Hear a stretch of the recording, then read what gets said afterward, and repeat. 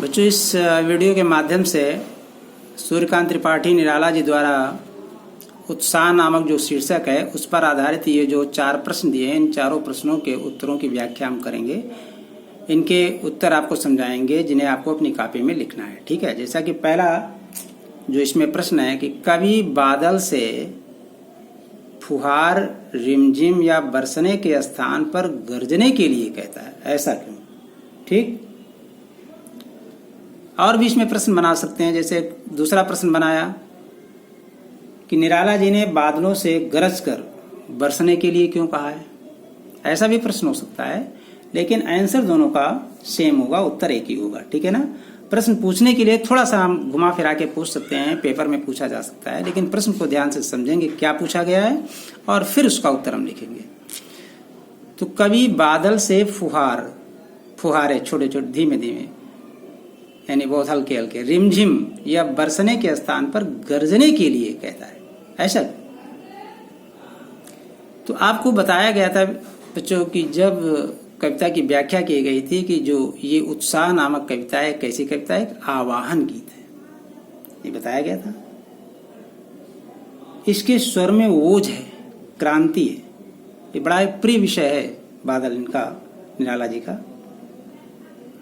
कवि क्रांति की अपेक्षा करता है, ऐसी अपेक्षा जिसकी गर्जना सुनकर उत्साह का संचार हो जाए, हमारे मन में उत्साह उत्पन्न हो जाए कुछ करने के लिए, आगे बढ़ने के लिए।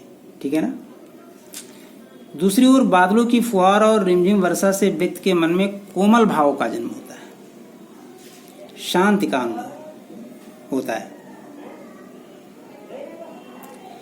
कवि का मानना है कि ऐसे भाव से उसके मंतव्य को गति नहीं मिलती।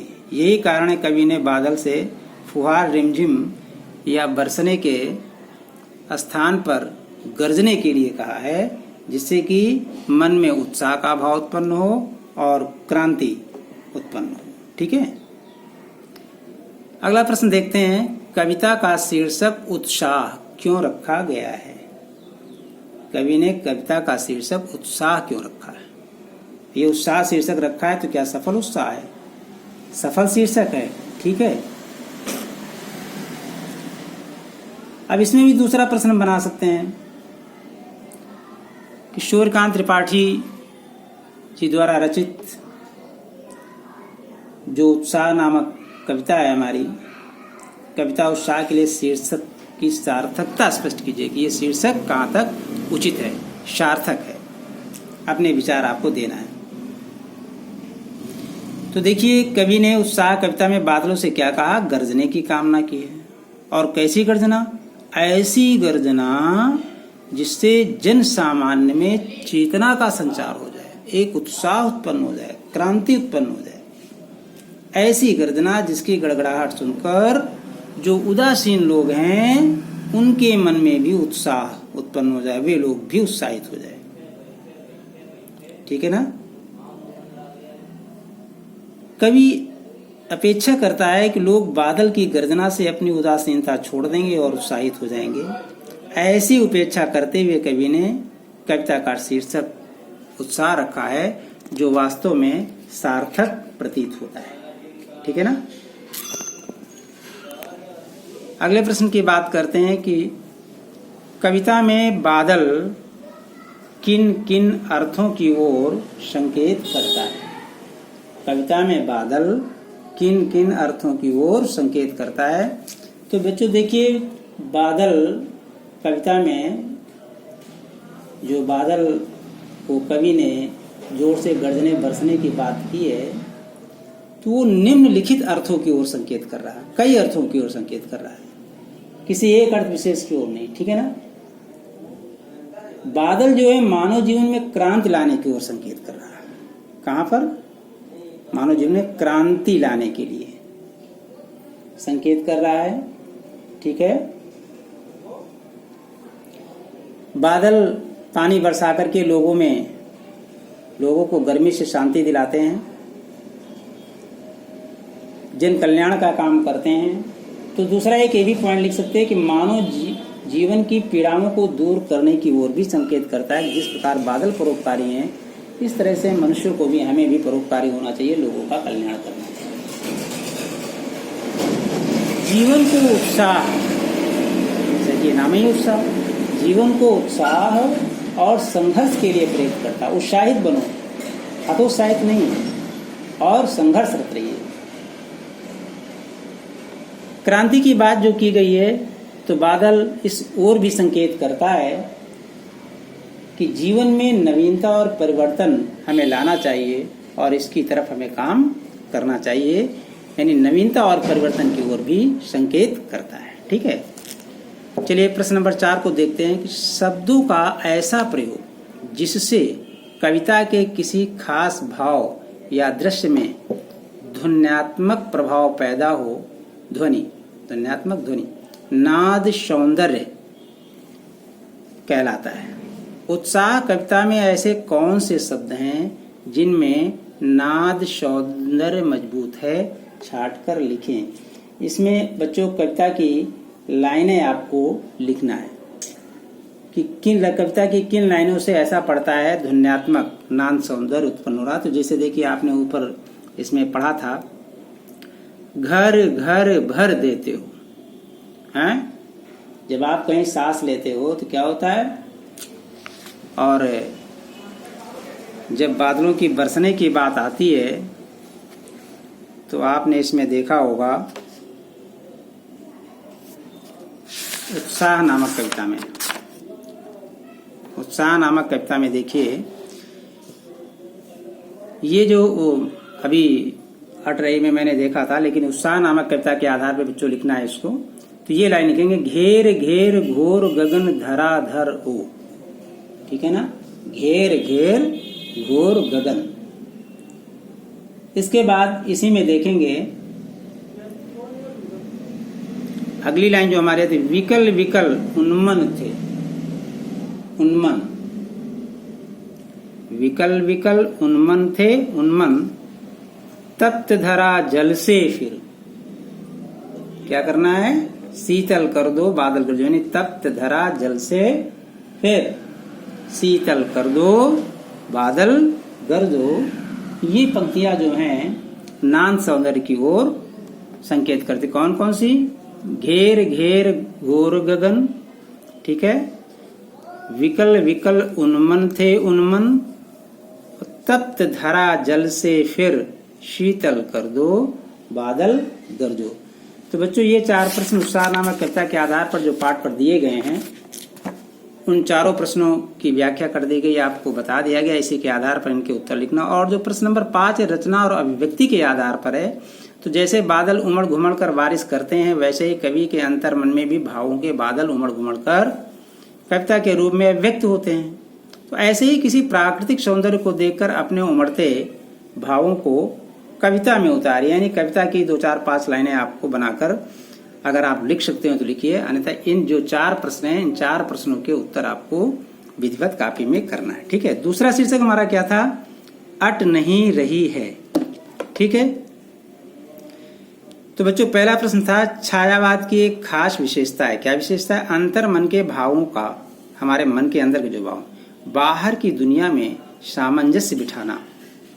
ये कविता की किन पंक्तियों को पढ़कर ये धारणा हमारी पुष्ट होती है। तो जैसे अभी ऊपर की चौथे प्रश्न में आपने कविता की लाइनें पढ़ी थी, वैसे ही अट नहीं रही शीर्षक में भी इस कविता के लिए हमें जो है उन पंक्तियों को पढ़कर बताना है जो इस भाव, हमारे अंतर मन के भावों को बाहर के सामंजस्य से, उनमें सामंजस्य स्थापित करती हैं। ऐसी पंक्तियों को हमें पढ़कर बताना है।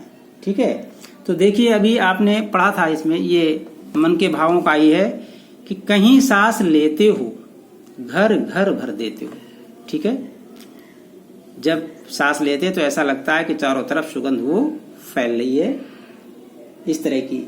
और आगे क्या था, आगे और एक पंक्ति थी कि जब मैं आंख हटाना चाहता हूं तो हट नहीं रही है, इतना सौंदर्य बिखरा हुआ, आंख हटाता हूं तो हट नहीं रही है, हट नहीं रही है।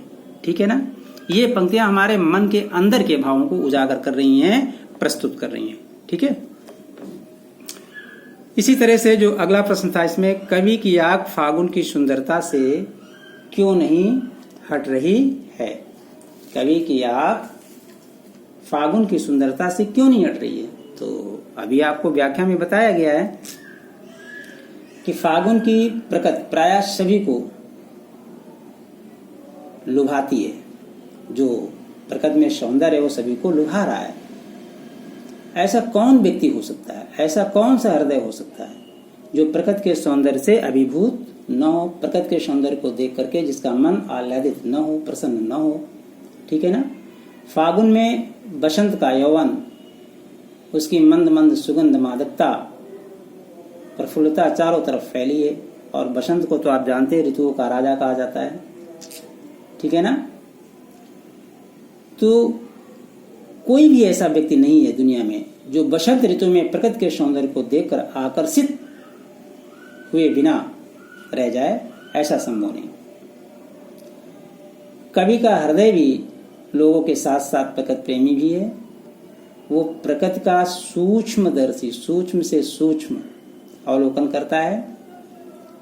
प्रकृति में उसकी रुचि है और अपनी रुचि के अनुसार सुंदरता ढूंढ लेता है। इस कारण कवि फागुन की सुंदरता से अपनी आग चाहते हुए भी नहीं हटा पा रहा है। ठीक है ना।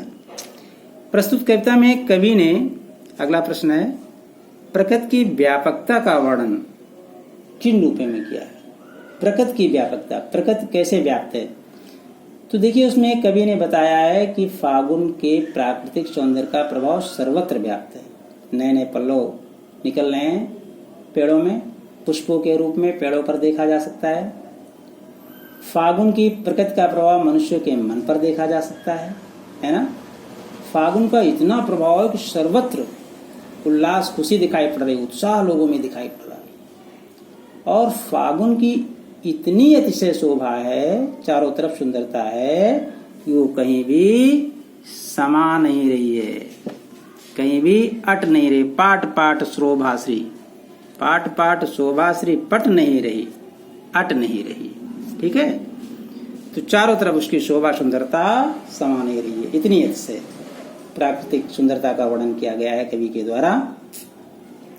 और इसमें भी जो चौथा प्रश्न है कि फागुन में ऐसा क्या होता है जो बाकी ऋतुओं में नहीं होता है या बाकी ऋतुओं से भिन्न होता है। ठीक है। अरे भाई, तो देखिए फागुन में बसंत का आगमन होता है। अब ये वर्षा ऋतु में तो बसंत का आगमन होता नहीं है, ग्रीष्म काल में तो होता नहीं है। पतझड़ के कारण पेड़ों में जो स्नेहहीनता, उदासीनता आ जाती है, अनमने से रहते हैं, उनमें जब नए नए सुंदर नवस्फुटित पल्लव निकलते हैं, लाल रंग के, हरे रंग के, पुष्पित हो उठते हैं पेड़ पौधे, तो पर्यावरण में स्वयं चारों तरफ प्रफुल्लता हो उठती है, प्रसन्नता फैल जाती है, प्रकृति झंकृत होने लगती है ना। और देखा होगा आपने बसंत ऋतु में कोयल कूकने लगती है, कोयल बोलने लगती है, मधुर गान कर उठती है। ये फागुन का ये प्रभाव है, ये बसंत का ऋतु का ये प्रभाव है। इस तरह फागुन में उत्साह होता है जो अन्य ऋतुओं में नहीं होता, देखने को नहीं मिलता। कभी कभी फागुन के महीने में देखा होगा कि सवेरे प्रातःकाल हवाएं चलती हैं तो ठंडी भी पड़ती है, ठिठुरन भी होती है, और दोपहर में गर्मी का ताप भी होता है।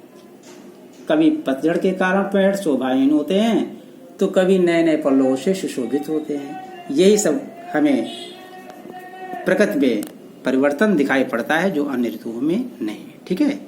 और बच्चों, पांचवा प्रश्न भी वैसे ही है। इसमें भी कि इन कविताओं के आधार पर निराला जी की काव्य शिल्प की विशेषताएं बताइए।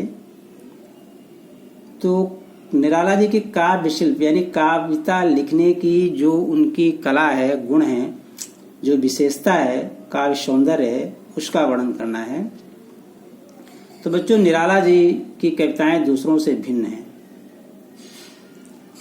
उनका एक एक शब्द में पूर्ण भाव की अभिव्यक्ति होती है, प्रकृति के चित्रण में जीवंतता होती है, बिल्कुल सटीक ऐसा लगता है कि मेरे समक्ष वो दृश्य प्रस्तुत हो रहा है। दोनों कविताओं में उत्साह और अटनई में मानवीकरण का इन्होंने प्रयोग किया है। कवि उत्साह कविता में बादल को संबोधित करता है कि बादल गरजो, घेर घेर घोर गगन धरा धरो, और इसी प्रकार अट नहीं रही कविता में कहता है, कहीं सांस लेते हो घर घर भर देते हो। तो देखिए इन पंक्तियों को पढ़ने से ही सारा दृश्य सामने प्रस्तुत हो रहा है। ये छायावादी कवियों की परंपरा रही है कि प्रतीक शब्दों के प्रयोग से भावों को रहस्यमय बना देते हैं। रहस्यवादी कविता, गूढ़ अर्थ, ये इनकी विशेषता है। तत्सम शब्दों का प्रयोग अधिक करते हैं और इन्हीं विशेषताओं के साथ, इन्हीं प्रश्नों के साथ इन सभी दोनों शीर्षक जो हैं उत्साह और अट नहीं रही के प्रश्न आपको अपनी कॉपी में उत्तर सहित लिखना है। जो छठा प्रश्न दिख रहा है, रचना की अभिव्यक्ति होली के आगमन या होली के आसपास प्रकृति में जो परिवर्तन दिखाई देता है उन्हें आप लिखिए। तो ये आप लिख सकते हैं। अभी आपका इसका उत्तर आपको ऊपर बताया गया है, ठीक है। प्रकृति की व्यापक वर्णन, फागुन में ऐसा क्या होता है जो बाकी ऋतुओं में नहीं होती है। तो होली के आसपास प्रकृति में जो परिवर्तन दिखाई पड़ता है वो आप यहाँ पर लिख सकते हैं, इसमें कोई दिक्कत नहीं है, ठीक है। तो इसी के साथ ही बच्चों ये पाठ समाप्त हो रहा है और आगे से फिर रिवीजन का काम चलेगा। क्या कौन सा रिवीजन करना है वो आपको कार्य प्रस्तुत किया जाएगा।